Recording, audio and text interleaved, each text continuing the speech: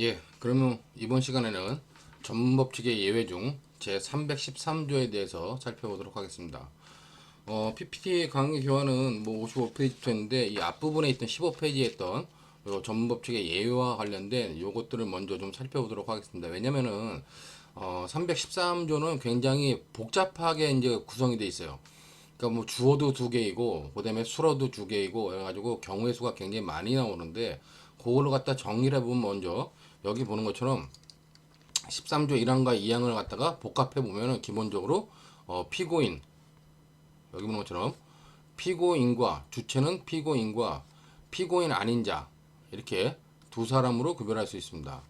그 다음에 이제 관련돼 가지고 피고인이 작성한 것 중에서 피고인이 직접 작성한 진술서, 그 다음에 피고인 아닌 자가 작성한 진술서로 구별할 수 있고, 그 다음에 이제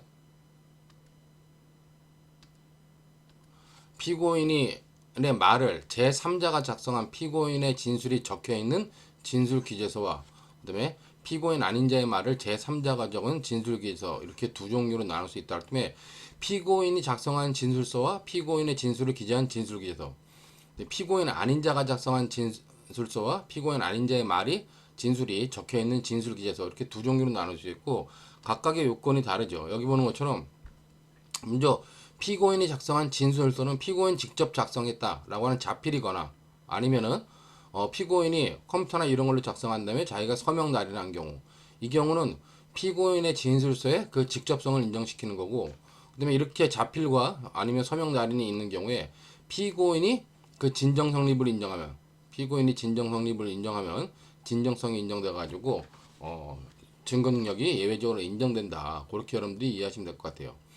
자, 여기도 똑같이 피고인 아닌 자의 진술서도 피고인 아닌 자의 자필이거나 서명 날인이 필요하고, 그 다음에 원진술자, 여기서 이제 피고인 아닌 자를 말하겠죠.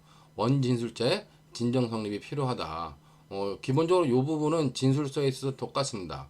자, 근데 여러분들이 나중에 보면 되겠지만은 이 313조 1항 단서가 있는데 1항 단서는 진술 기재서에 대해서만 특신 상태를 요구하고 있는데 우리 판례는 이렇게 자필이나 서명 날인 이유와 진정성립 이외에 진술서에 대해서도 313조 1항 단서에 있는 특신 상태를 별도로 요구하고 있습니다. 그렇기 때문에 이거는 법조문에 없는 거지만 판례에 의해서 인정되는 요건이 요구되는 요건이다. 그렇게 여러분들이 보기 때문에 그렇기 때문에 원래 법조문에 의하면은 서명 날인 자필이나 서명 날인과 진정 성립만 있으면 증거 능력이 인정되는 거에 대해서 판례는 이 특신 상태까지 요구하기 때문에 이 특신 상태를 요구하는 판례 입장을 이걸 가중 요건설이다 이렇게 얘기를 합니다. 그렇기 때문에 그 부분에 대해서 여러분들이 다시 한번 생각해 두고 자, 이 피고인의 진술서는 직접성을 갖다가 갖추고 피고인이 진정 성립을 해야 되는데 자, 피고인이 자기가 작성한 것이 아니다라고 진정 성립을 부인할 때는 어떡하냐. 대부분 다 이렇게 진정 성립 부인하는 경우가 공안 사건에서 이제 과거에 있었는데 그런 진정 성립 부인할 때는 객관적 방법에 의한 대체 증명을 허용하도록 16년 5월 29일 이후로 이제 허용되고 있다. 그렇게 여러분들이 봐주시면 될 것 같아요. 그렇기 때문에 여기도 보면 진술서 피고인 아닌 자의 진술서에도 역시 관련돼 가지고 진정 성립을 인정해야 되는데 원진술자가 진정 성립을 부인한다. 그러면 대체 증명을 허용하도록 하고 있다는 겁니다. 자, 근데 피고인 아닌 자의 진술서에 대해서 대체 증명을 인정하면은 이 피고인한테 불리한 사유가 있을 때 피고인한테 반대 신문을 반드시 부여해야 된다는 거죠. 그렇기 때문에 대체 증명 관련된 피고인의 진술서에 대한 대체 증명에는 반대 신문이 필요 없지만은 피고인 아닌 자의 진술서의 대체 증명은 반드시 이 반대 신문의 기회가 부여돼야 된다. 그런 의미로 여러분들이 좀 이해해 두시면 될 것 같아요.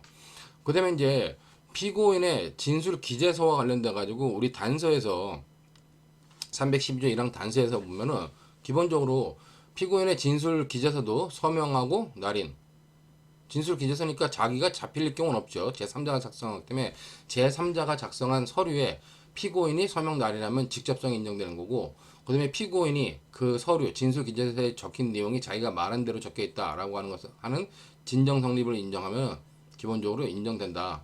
근데 판례가 또 역시 여기다가도 특신 상태를 요구하기 때문에 이거는 역시 가중 요건이다 보면 될 것 같아요. 자, 근데 만약에 피고인과 관련돼 가지고 피고인이 진정 성립을 안 하면 어떡할 거냐?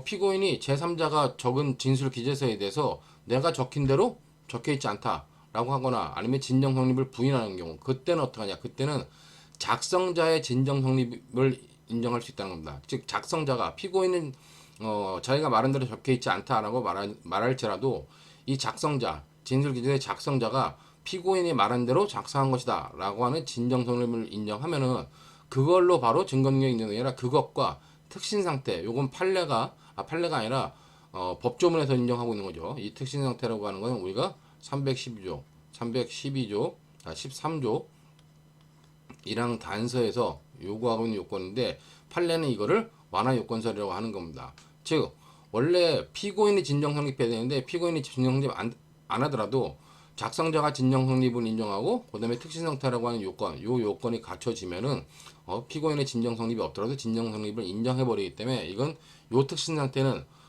피고인의 진정 성립 관련된 완화 요건이다 보는 것이 판례 입장이다. 그렇게 여러분들이 봐두시면 될 것 같아요.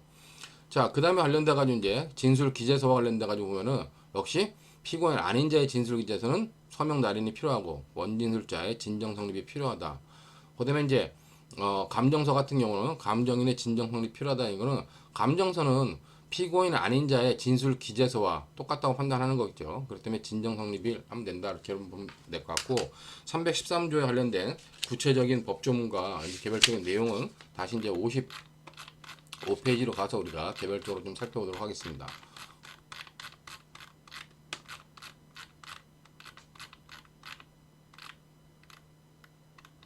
자, 이게 313조의 법조문인데 이게 굉장히 복잡하다는 것 중에 하나가 여기 보시는 것처럼 기본적으로 자, 주체는 피고인과 그다음에 피고인이 아닌 자, 이걸 색깔 좀 구분해 볼까요? 자, 피고인과 이렇게 색깔을 칠하니까 전혀 안 보이는데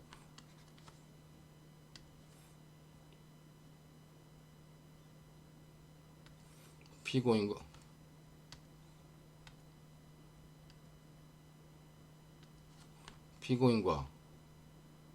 피고인 아닌 자라고 하는 두 사람이 있게 되고 이와 관련돼 가지고 결국 여기 보시는 것처럼 자, 피고인이 작성한 진술서 이건 뭐겠어요?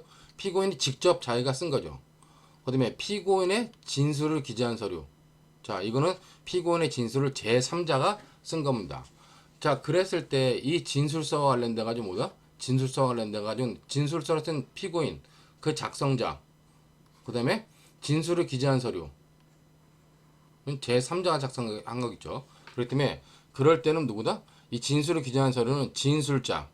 즉 진술서는 작성자가 자필로 했거나 서명 날인.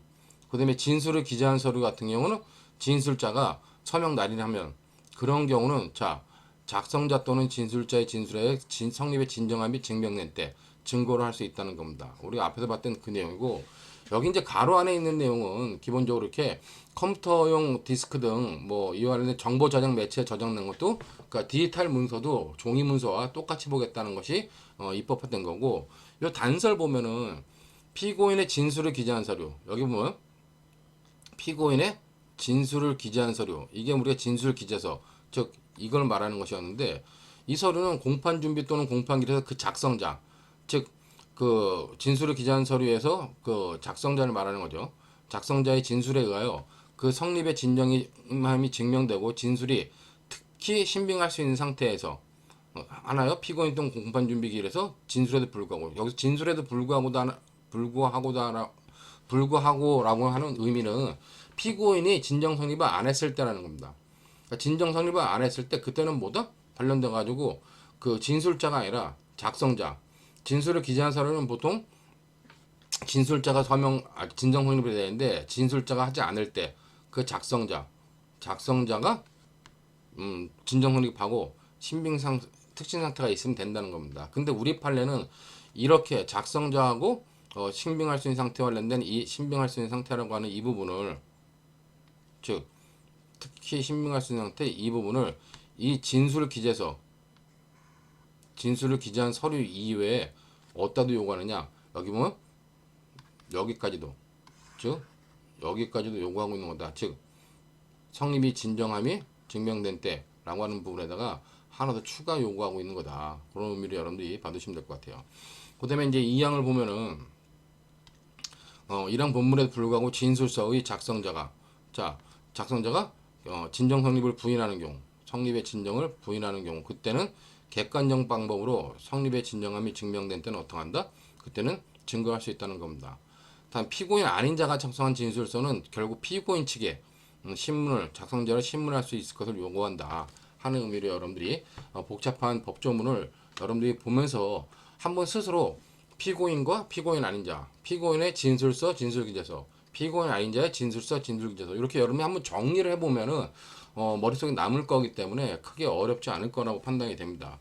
그럼 개별적인 내용들을 좀 더 살펴보도록 하면은 먼저 계속 앞서서 또 얘기했던 거지만 진술서라고 하는 것보다 진술서는 자기가 자기 진술을 기재한 서면이요. 그렇기 때문에 진술자와 작성자가 똑같겠죠. 이걸 우리가 진술서라고 하는 반면에 자 진술서에 대해서 진술 기재서는 진술자가 말하고 제3자가 받아 적은 서류입니다.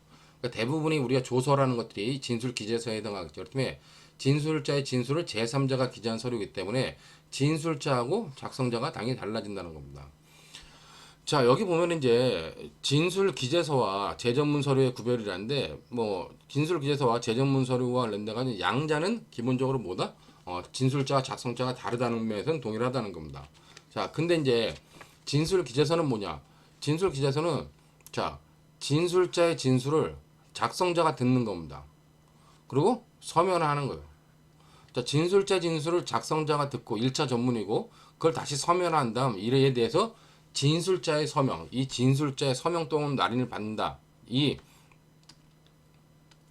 진술자의 서명 또는 날인이 어떤 역할을 하는 거냐? 바로 이 작성자가 들은 1차 전문의 전문성을 해소하는 역할을 하는 거죠.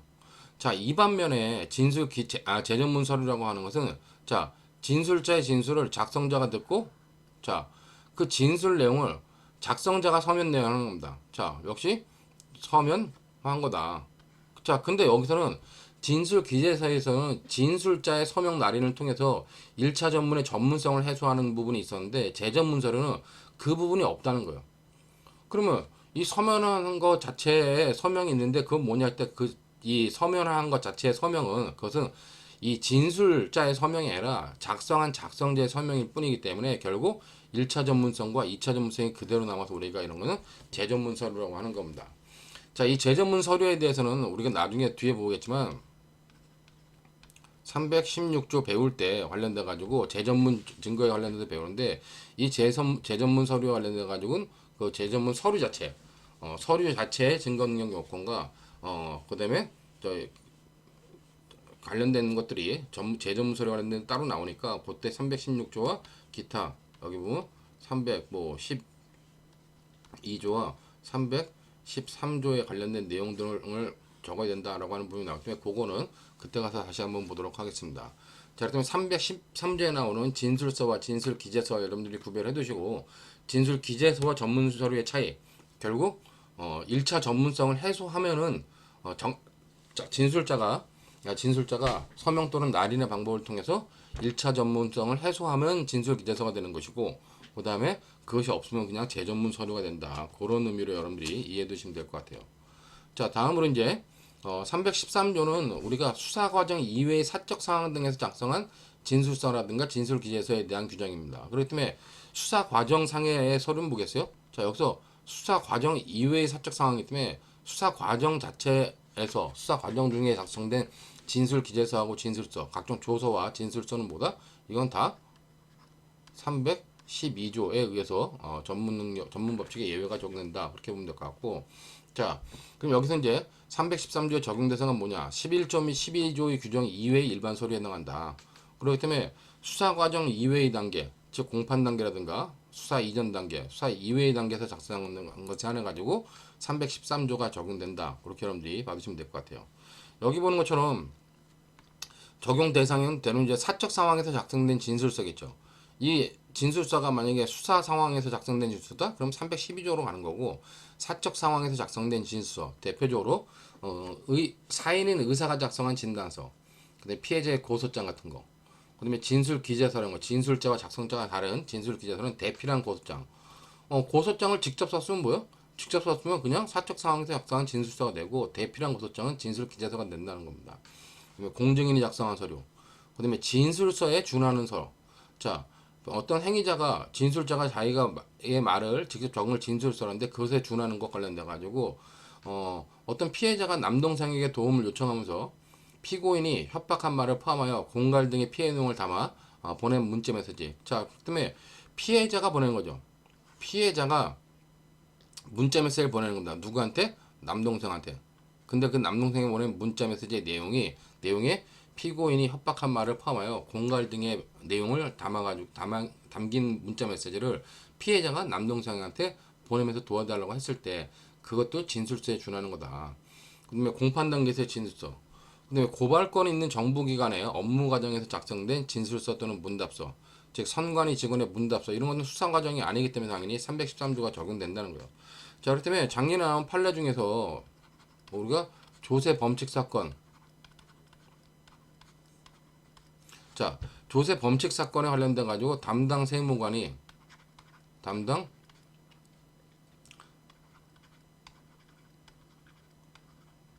공무원이 작성한 신문이 아니라 신문 조서. 이것도 당연히 여기서 말하는 적용 대상이 된다는 겁니다. 왜냐면은 여러분들이 좀 이해해야 될 것 중에 하나가 여기서 말하는 이 세무 공무원은 뭐야? 이 세무 공무원은 특사경이 아니라는 얘기예요. 특사경이면 수사권이 있는데 특사경이 아니기 때문에 수사관이 아니다. 그다음에 조세 범칙 사건의 조사는 뭐다? 이것의 법정 성질은 수사가 아니라 이건 그냥 행정 절차의 일부일 뿐이다. 그렇기 때문에 수사가 아니라 이거는 그냥 행정 절차의 일종이다. 그렇기 때문에 여기서 작성된 신문 조서라 할지라도 그거는 기본적으로 313조의 적용의 대상이 된다. 그렇게 여러분들이 이해해 두시면 될 것 같습니다. 자, 그다음에 피고인 아닌 자의 뜻 관련돼 가지고 313조에서 말하는 피고인 아닌 자의 뜻은 당해 피고인을 제외한 모든 제3자를 갖다가 말하기 때문에 여기 보는 것처럼 피해자, 참고인, 공범자, 공동피고인 다 313조에서는 기본적으로 피고인 아닌 자에 해당한다. 그런 의미로 여러분들이 이해해 두시면 될 것 같아요. 자, 이제 관련돼 가지고 312조 관련된 진술서와 진술기저서 그다음에 일반 서류 관련된 것들을 봤고 구체적으로 이제 313조의 요건을 보면 우리가 기본적으로 두 가지 요건이 필요하다는 거죠. 자, 1항 본문 기본 내용 관련돼 가지고 원진술제 자필이거나 서명 날인의 존재.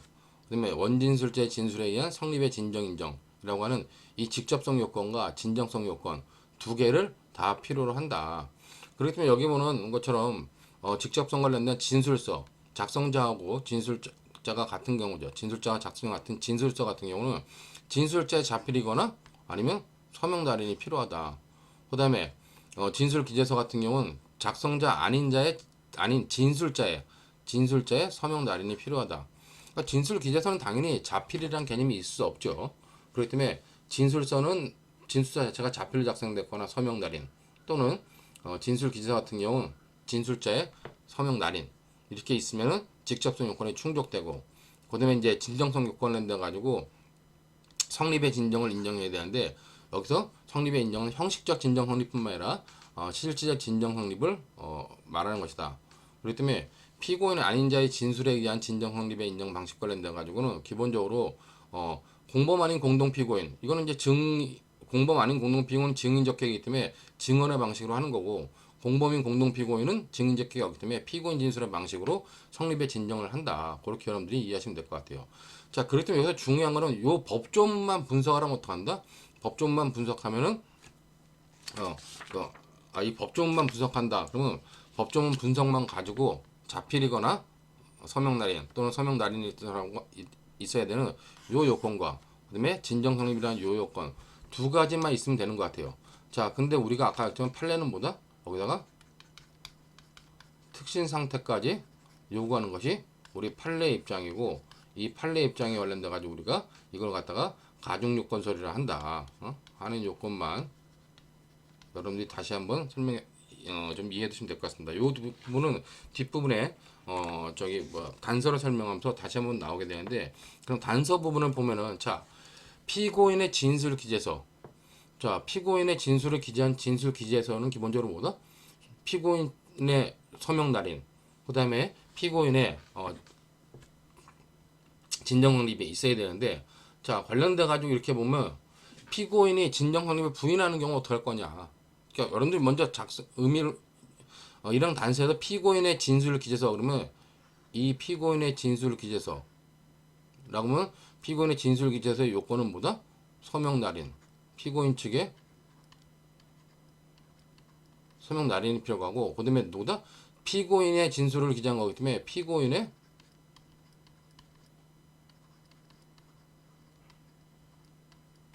진정 성립이 필요하다는 거죠.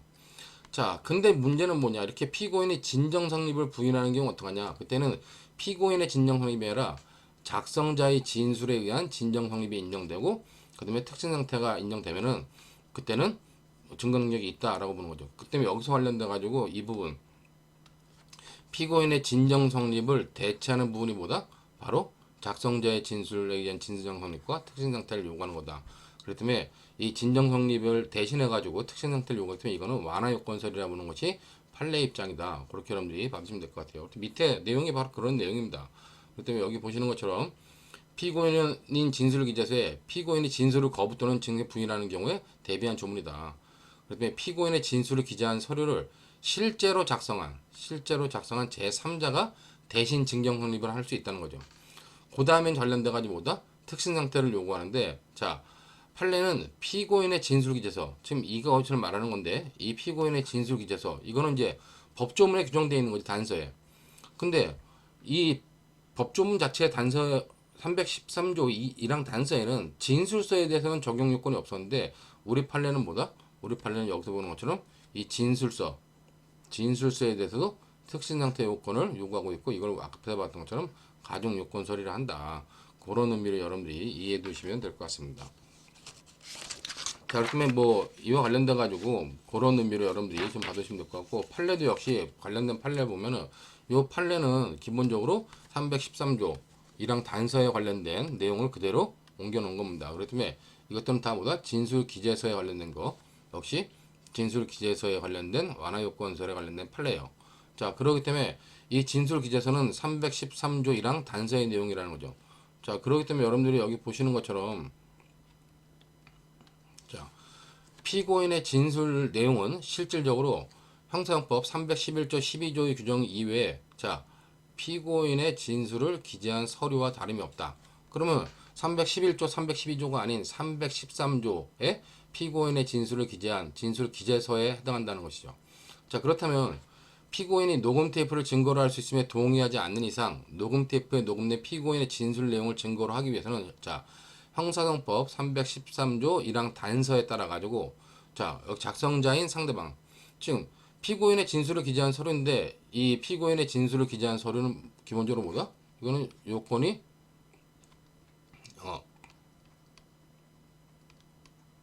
서명 날인, 피고인 측의 서명 날인 피고인의 진정 성립이 있어야 된다는 거죠. 자, 근데 중요한 건 뭐다? 녹음 테이프를 증거로 할 수 있으면 동의하지 않는 이상, 자, 이거 녹음 테이프를 하는데 동의하지 않았다. 그럴 때는 313조 1항 단서에 따라 가지고 작성자인 상대방, 여기 작성자는 녹음한 사람을 말하는 거겠죠. 녹음 테이프이기 때문에 작성자인 상대방의 진술에 의해서 진정 성립이 인정되고, 특히 신명할 수 있는 상태에 있어야 된다. 라고 하는 것으로 특히 신명할 수 있는 상태라고 하는 것들은 기본적으로 완화 요건이다 보는 것 같고, 이 판례는 이것이 이제 녹음 테이프이기 때문에 당연히 녹음 테이프의 동일성, 원본 동일성까지 요구하고 있는 거다. 그렇게 여러분 보시면 될 것 같아요. 역시 밑에도 보면 것처럼 이 사건 각 확인서가 국무조정실 산하 정부 합동 공직 공무점검단 소속 점검단원인 공소웬, 자, 점검단원이 제3자가 작성한 피고인의 진술을 기재한 서류다. 당연히 이거는 피고인의 서명 날인 또는 진정 성립이 있어야겠죠. 자, 근데 작성자인 공소 전제에서 원심이 제3의 공판일에 작성자인 공소 외인의 진술에 의해 성립의 진정이 증명되고, 자, 이 경우는 점검단원이 피고인의 진술을 기재한 서류에 해당하는데 피고인 측의 진정 성립 부정하니까, 자, 작성자인 공소 외인 점검단원이죠. 점검단원의 성립이 인정되고, 그다음에 진술이 특신 상태에 있을 때, 그때는 증거 능력을 인정하겠다라고 하는 전형적인 진술 기재서에 대한 특징 상태를 요구하고 있는 판례 입장이다. 법조문을 그대로 해석한 판례 입장이라는 겁니다. 근데 이제 중요한 거는 뒤에 보는 것처럼 앞부분은 진술 기재서에 대해서인데 이 진술서에 대해서는 법조문에 없었어요. 근데 우리 판례는 진술서에 대해서도 역시 이 똑같이 특징 상태를 요구한다는 겁니다. 그렇기 때문에 여기 보는 것처럼 자 피고인의 자필로 작성된 진술서, 자필 작성 진술서기 때문에 기본적으로 저기 직접성 요건은 충족되는 거죠. 자 그러므로 서류의 작성자가 동시에 진술점으로 진정하게 성립된 것으로 인정돼요. 자 진정하게 성립된 거, 진정 성립이 인정된다는 거죠. 인정되어 가지고 형사상법 313조 단서에 의해 진술이 특히 신빙할 수 있는 상태에서 행하지는 때 증명력이 있다. 법조문 자체는 뭐다? 진술서 같은 경우는 자필 진술서는 자필로 작성하고 근데 진정 성립만 인정하면 되는데 우리 판례가 여기다 뭘 요구하는 거다? 판례가 기본적으로 이렇게 특히 신빙할 수 있는 상태에서 행해진 때 그때 증거 능력이 있는 거다라고 하기 때문에 이런 313조 단서에 관련된 규정을 313조 본문에도 적용하고 있다. 그렇기 때문에 이거를 우리가 가중 요건이라 한다. 그런 의미로 여러분들이 이해해 두시면 될 것 같습니다. 자, 다음으로 이제 뭐 그 313조 1항 본문에 있는 건 뭐냐? 본문에 있는 거는 디지털 서류, 종이 서류가 아니라 디지털 서류인데 우리가 종이 서류 같은 경우는 당연히 직접성 요건으로 서명 또는 날인을 요구를 해요. 자, 근데 우리 판례는 디지털 문서에 관한 경우보다 디지털 문서 같은 경우는 이를 별도로 요구하지 않는다는 겁니다. 그렇기 때문에 여러분들이 뭐 녹음자 뭐 관련돼 가지고 녹음 테이프다. 그럼 녹음 테이프 같은 경우는 녹음 됐다는 것만 인정하면 되지 뭐 관련돼 가지고 서명 날이라는 것이 따로 필요 없다라고 하는데 판례는 그렇게 보고 학설의 입장에서는 뭐 직접성 요건을 충족해야 되는 거 아니냐 그렇게 판단한다 보면 될 것 같고 당연히 디지털 서류이기 때문에 여기서 말하는 동일성과 무결성이 필요하다 보는데 여러분들 잘 봐야 되는 것 중에 하나가 동일성, 무결성이 다른 개념이 아니라 그 우리 판례를 정확히 분석하면 판례는 원본 동일성이라고 하는 큰 개념을 사용하고 원본 동일성은 이 무결성과 신뢰성을 내용으로 하는 거다. 그럼 무결성이라고 하는 건 뭐냐? 무결성이라고 하는 거는 원본과 사본에 변조되지 않았다. 원본과 사본이 같은 거다.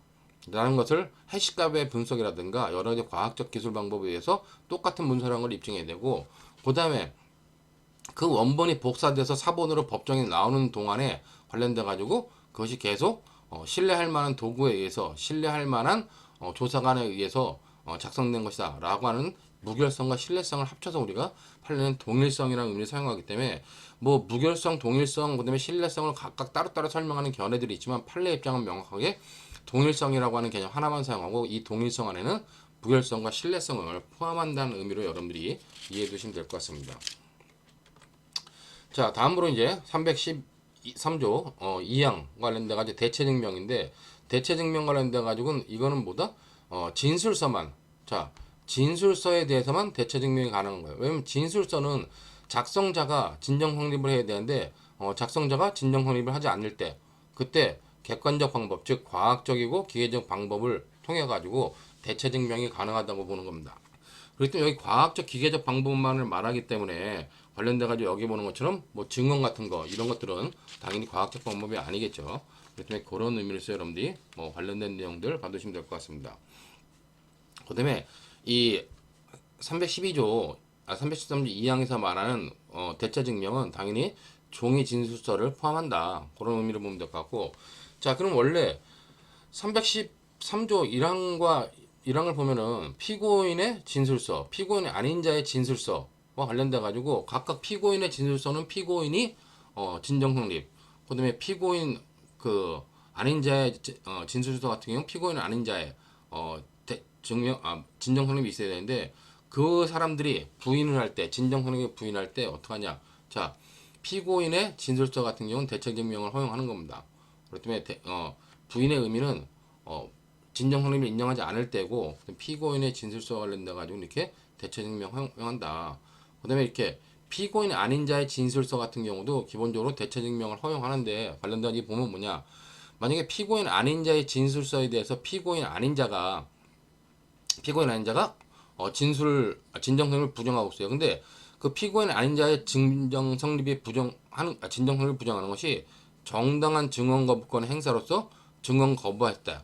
그때는 당연히 대체 증명 안 된다고 보는 겁니다. 왜냐면은 이때도 정당한 증언 거부권 행사인데 대체 증명 허용된다면 이거는 정당한 증언 거부권에 대한 형해화로 이어질 수 있기 때문에 당연히 이때는 안 된다. 그렇게 여러분들이 받으시면 될 것 같고, 자, 이항 단서는 이제 피고인의 진술서가 아닌 피고인 아닌 자의 진술서에 대해서는 역시 반대 신문의 기회를 보장해야 된다는 겁니다. 그렇기 때문에 원진술자가 피고인의 반대 신문에 대해서 답변하지 아니한 경우, 자, 답변하지 아니한 경우 때는 정당한 증언권 행사든 정당한 이유 없는 증언 거절이든 상관없이 그 진술서는 증거 능력을 인정할 수 없다. 그렇기 때문에 관련돼 가지고 여러분들이 피고인이 아닌 자의 진술서와 관련돼 가지고는 반대 신문의 기회가 실질적으로 효과적으로 보장돼야 되고, 만약에 피고인의 반대 신문의 기회가 전혀 인정되지 않았다.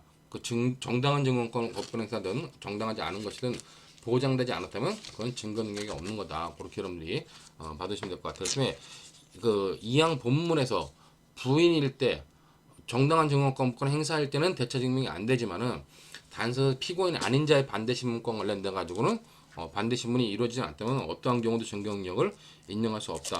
뭐 관련된 의미로서 여러분들이 그런 의미로 이해해 두시면 될 것 같습니다. 자, 다음으로 이제 마지막으로 313조에 있는 감정서인데, 그리고 감정서라고 하는 건 감정의 경과와 결과를 기재한 서류겠죠. 자, 그렇다면 이건 뭐다? 감정서는 진술서에 준하여 증거 능력을 인정합니다. 그렇다면 피고인 아닌 자의 피고인 감정인이기 때문에 피고인 아닌 자의 진술서에 준한다. 그렇다면 감정인의 자필이거나 서명 날인 감정인의 진술에 의한 진정 성립. 그다음에 진술서기 때문에 대체 증명이 허용된다. 뭐 그런 의미로 여러분들이 313조에 관련된 내용 등을 이해해 두시면 될 것 같습니다. 자, 이렇게 해가지고 313조의 진술서와 진술기재서를 받고, 다음으로는 우리가 이제 314조에 관련된 전문 서류의 증거 능력에 대한 예외를 살펴보도록 하겠습니다. 자, 314조는 보면은 우선 적용 대상이 여기 보시는 것처럼 312조나 313조의 경우요. 자, 여기 312조 또는 313조의 경우. 자, 이때는 기본적으로 작성자라든가 진술자가 법정에 나와서 내용을 인정하든지 아니면은 진정승인 같은 걸 해야 돼요. 근데 그 진술을 요하는 자가 자, 진술할 수 없을 때, 여기 보면 진술불능이라고 하는 진술할 수 없을 때, 왜 진술할 수 없냐면은 사망, 질병, 외국 거주, 소재 불명, 그 밖에 이에 준하는 사유로 진술할 수 없을 때, 그때는 어떡하냐? 그때는 그 조서 및 그 밖의 서류를 증거를 할 수 있다. 자, 진술을 요하는 자가 진술을 할 수 없을 때, 진술을 할 수 없으면은 전문법칙의 예외 요건이 충족되지 않은 건데도 불구하고 증거를 할 수 있는데, 다만 그때는 뭐가 필요하다? 특히 신명할 수 있는 상태, 특신 상태가 증명되면은 서류 증거 능력을 인정하겠다는 거예요. 그렇기 때문에 이거는 여기 보는 것처럼, 자, 312조 또는 13조의 조서나 서류가 원진술자의 진술불능으로 진정 성립 등의 요건을 충족할 수 없는 경우를 대비한 보충 규정이다. 그렇기 때문에 이것도 굉장히 중요한 것 중에 하나가, 이거는 여기 있는 것처럼 전문법칙의 예외에다가 다시 예외를 인정한 겁니다. 그렇기 때문에 전문 증거는 증거 능력이 없다라고 하는 것이 전문법칙인데, 그런 전문 증거라도 312조부터 313조의 요건을 갖춘 때는 전문 증거라도 증거 능력을 인정하겠다 하는 것이 전문법칙의 예외였잖아요. 근데 312조 13조 요건을 갖추지 못했음에도 불구하고 못했으면 증거 능력이 없어야 되는데, 그랬음에도 불구하고 또 다시 예외를 인정해야지 증거 능력을 인정하는 예외의 예외 요건이기 때문에 굉장히 엄격하게 심사해야 된다라고 하는 것이 판례 입장이다. 그렇게 여러분들이 받으시면 될 것 같습니다. 판례 입장이기 전에 당연히 엄격히 심사할 필요가 있다. 그렇기 때문에 여기서 이제 두 가지 요건, 314조 요건은 진술불능이라고 하는 진술할 수 없을 때라고 하는 필요성의 요건, 진술불능과 특신상태라고 하는 두 가지 요건을 갖췄을 때 우리가 증거 능력 있는 서류를 인정한다는 거예요. 자, 그렇기 때문에 여기 원진술자의 진술불능이라고 하는 건 뭐냐? 법에 규정된 사유는 사망, 질병, 외국 거주, 소재 불명이죠. 자, 근데 관련돼 가지고 사망이라는 건 뭐 따로 필요 없고 설명이 필요 없고, 그다음에 이제 질병이라고 하는 거는 여기 보는 것처럼 임상 신문, 즉 병상에서 신문하거나 아니면 출장 신문을 할 수 있는 경우도, 그런 경우도 불가능한 경우, 그 정도의 중병임을 요한다. 단순히 질병이 있다고 해가지고 진술불능이다 판단할 것이 아니라 굉장히 말을 못하는 진술불능 상태, 뭐 흔히 말하면 우리가 뭐 뇌졸중 상태라든가 뇌졸중에서 의해서 의식이 없는 상태 이런 정도를 말하는 거겠죠. 그다음에 이제 외국 거주하는 경우도 법정에 나와서 진술을 할 수 없는데 그럼 외국 거주한다고 다 우리가 진술불능이냐라고 보는 것은 아니란 얘기예요. 그렇기 때문에 여기 보면 외국에 거주하는 데가 요건이 좀 엄격해요. 외국에 있는 자를 법정에 출석시키기 위해 모든 수사는 다 하더라도 법정에 출석할 수 없는 경우 그때만 외국 거주에 의한 진술불능이 인정된다는 겁니다. 때문에 외국에 소재하고 법정 출석을 위해 가능하고도 상당한 노력을 해야 돼. 누가? 검찰 측에서. 자, 그 다음에 그런 경우 그런 노력을 했음에도 불구하고 진술 불능이다. 그때만 출석 불능으로 인정하겠다는 겁니다. 근데 소재 불명도 관련돼 가지고 소환장이 송달 불능됐다라고 하는 것만 부족하고 자 소재 수사까지 하였는데 그 소재가 확인되지 않은 경우 이거 소재 탐지 불능이라는데 소재 탐지 촉탁 불능 관련돼 가지고 소탐 불능이라는데 그냥 송달 불능과 소탐 불능도 인정되고 충분한 노력을 했음에도 불구하고 못 나오는 경우에 한해 가지고 우리가 출석 불능이라고 하는 요건을 인정한다. 그러니까 판례는 굉장히 엄격하게 인정하고 있는데 뒤에 보면 판례들이 그래요. 이렇게 외국 거주 관련돼 가지고 보시면은 자, 여기서 외국 거주란 뭐다? 진술을 위반한 자가 외국에 있다는 것만으로는 부족하다. 그렇기 때문에 수사 과정에서 수사기관이 진술을 청취하면서 진술자의 외국 거주 여부와 장래 출국 가능성을 확인해야 된다. 자, 근데 이제 관련돼 가지고 가까운 장래에 출국하여 장기간 외국에 체류한 등의 사정으로 향후 공판정에서 출석하여 진술을 할 수 없는 경우가 발생할 개연성이 있다면 수사기관은 어떻게 했느냐. 진술자의 외국 연락처를 미리 알고 일시 귀국할 예정이 있다면 귀국 시기와 체류 장소, 연락 방법 등을 사전에 미리 확인하고 그 다음에 공판정에서 진술을 하기 전에 출국을 미루거나 출국한 후에라도 공판 진행 상황에 따라 일시 귀국하여 공판정에 출석해 진술하게끔 하는 방안을 확보해야 된다는 겁니다. 그다음에 공판정에서 출석할 진술할 길을 충분히 제공해야 된다. 그럼에도 불구하고 외국에서 못 들어온다면 그땐 진술불능이라고 본다는 거예요. 그렇기 때문에 진술을 요하는 자, 어떤 뭐 참고인 진술조서라든가 이와 관련된 진술을 요하는 자가 외국에 거주하고 있어 공판정 출석을 거부하면서 공판정에 출석 없는 사정을 밝히고 있다 한다면 그것으로 끝날 것이 아니라 증언 자체를 거부하는 의사가 분명한 경우가 아니라 사법공조 절차에 의해 증인을 소환할 수 있는지를 검토해보고 외국 법원에 사법공조로 증인 신문을 실시하도록 요청하는 등 절차를 거쳐해보고 그렇음에도 불구하고 안 되는 경우에 하나 가지고 진술불능, 즉 출석불능이라고 판단할 수밖에 없다는 겁니다. 그렇기 때문에 굉장히 엄격한 요건을 판례가 제시하고 있다. 외국 거주 관련돼 가지고 그렇게 보시면 되고 뒤에도 역시 소재불명의 경우도 아까 단지 송달불능으로 되는 것이 아니라 송달되지 아니한 거 플러스 보다 소재탐지 불능 보고서를 작성했는데 소탐 불능의 경우 그다음에 소탐 불능이랑 할지라도 이렇게 검사가 제출한 증인 신청서에 휴대전화번호가 기재되어 있고 수사기록 중 경찰 진술조서에 집전화번호가 기재되어 있으며 작성된 검찰 진술조서에는 위 휴대전화번호와 다른 또 휴대전화번호가 기재되어 있다. 그렇다면 검사가 직접 또는 경찰을 통하여 위 번호로 갑에게 연락하여 법정 출석 의사가 있는지 확인하는 등의 방법으로 갑의 법정 출석을 위한 상당한 노력을 기울였다는 자료가 보이지 않으면은 이거는 진술불능으로 보지 않는다는 겁니다. 그렇기 때문에 앞에서 설명했던 것처럼 송달불능, 그 다음에 소탐불능, 그 다음에 상당한 노력을 기울인 경우가 아닌 이상은 저걸로 보지 않겠다. 출석불능으로 볼지 않겠다라고 하는 것이죠.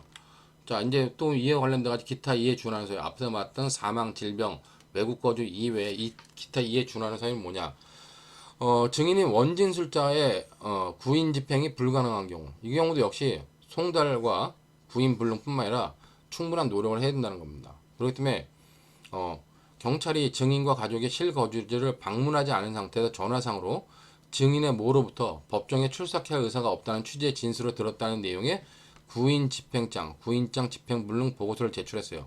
자, 구인이 불가능하다만 제출했을 뿐이고 검사가 기록상 확인된 증인의 휴대전화번호로 연락하여 법정 출석가 있는지 등 확인하는 방법으로 출석을 적극적으로 권유 독려하는 등 증인의 법정 출석을 위하여 상당한 노력을 기울이지 않았다. 그러면 이에 준하는 사유에 해당하지 않는다는 거죠. 그렇기 때문에 판례는 이 314조 요건을 굉장히 엄격하게 해석하려고 하고 있다. 그런 의미로 여러분들이 쭉 받으시면 될 것 같아요.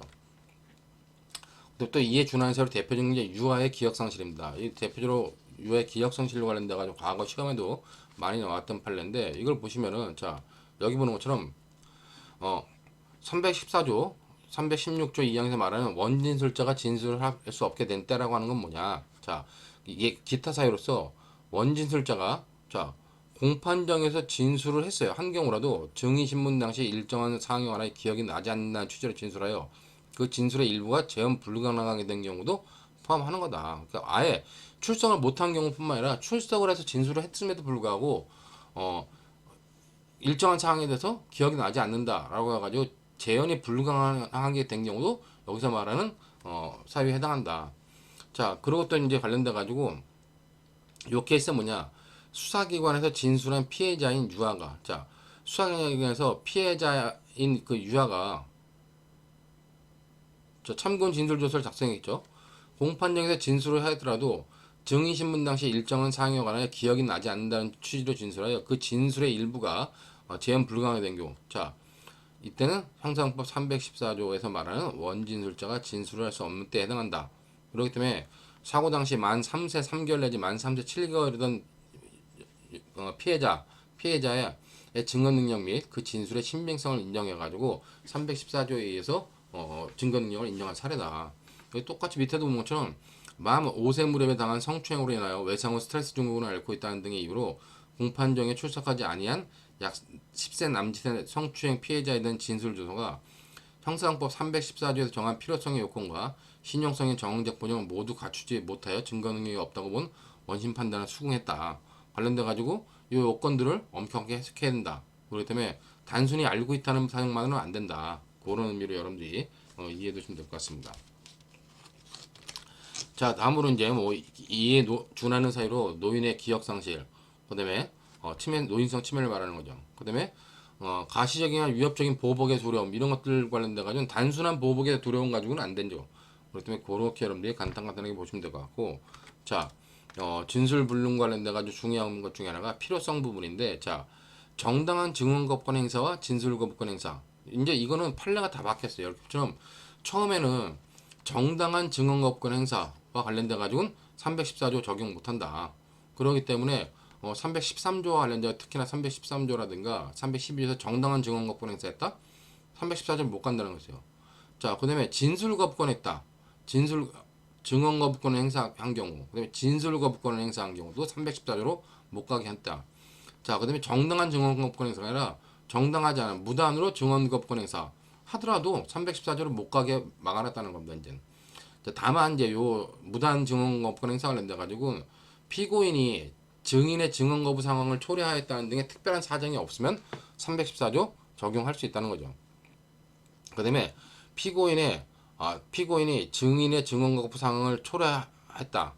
피고인한테 불리한 관련돼 피고인이 그런 상황을 초래했다면 그때는 314조로 갈 수 있다는 예외를 판례가 인정하고 있는 것이기 때문에 그런 의미로 보면 될 것 같고, 자, 그다음에 구인장 집행불능과 반대신문권 보장 그래가지고, 자, 구인장 집행불능했다. 그럼 아까 뭐 특별하게 구인장 집행불능과 관련돼 상당한 노력을 하면은 314조의 적용을 긍정하는 판례가 있었는데, 앞으로 이 판례들은 계속 그 정당성을 유지하기 어려울 것이다. 그런 의미로 여러분들이 받으시면 될 것 같아요. 자, 다음으로 이제 특신 상태라고 하는 거는 우리가 앞에서 봤던 특신 상태를 그대로 유지하고 있다. 그렇기 때문에 314조 관련된 특신 상태는 진실성을 보장할 만한 외부적 정황을 뜻한다. 여러분 보시면 될 것 같고, 자, 그러기 때문에 반대신문 등을 통한 검증을 굳이 거치지 않더라도 진술의 신빙성과 임의성을 충분히 담보할 수 있는 구체적이고 외부적인 정황을 말한다. 그다음에 관련돼 가지고 합리적 의심이 없을 정도로 확실히 증명돼야 되며 반대신문을 통한 확인과 검증을 거치지 않아도 될 정도여야 된다. 자, 중요한 건 뭐냐, 여기 보면 예외적 증거능력인데 증거능력 인정 이후에, 즉 원진술자가 진술불능이 돼가지고 314조에서 증거능력이 인정됐어요.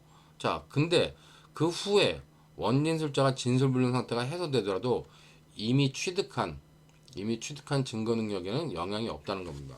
그렇기 때문에 효과로서 예외적으로 증거능력 인정한다라고 하는 부분까지도 여러분들이 좀 이해해 두시면 될 것 같습니다. 자, 그렇기 때문에 판례는 최근 판례의 경영은 이 특신 상태, 신용성의 보장이라는 특신 상태를 굉장히 엄격하게 해석하고 적용하려고 하고 있다. 그렇기 때문에 특히나 314조에 의해서 증거 능력이 인정되더라도 증명력을 제한하는 방법으로 굉장히 좀 엄격하게 판단한다 이렇게 보시면 될 것 같고, 밑에 보시는 것처럼 적용 범위 관련돼 가지고 312조의 각종 조서라든가 313조의 각종 서류에 대해서 314조가 적용될 수 있다는 거죠. 자, 근데 당해 피고인에 대한 피해자 신문 조서에는 당연히 적용되지 않겠죠. 왜냐면 당해 피고인에 대한 피해자 신문 조서다. 이건 경찰 작성이든 사경 작성이든 지금 뭐예요? 다 내용을 인정해야 돼요. 자, 그렇기 때문에 내용 인정을 한데 가지고는 내용 인정이라고 하는 것이 필요한데, 당해 피고인이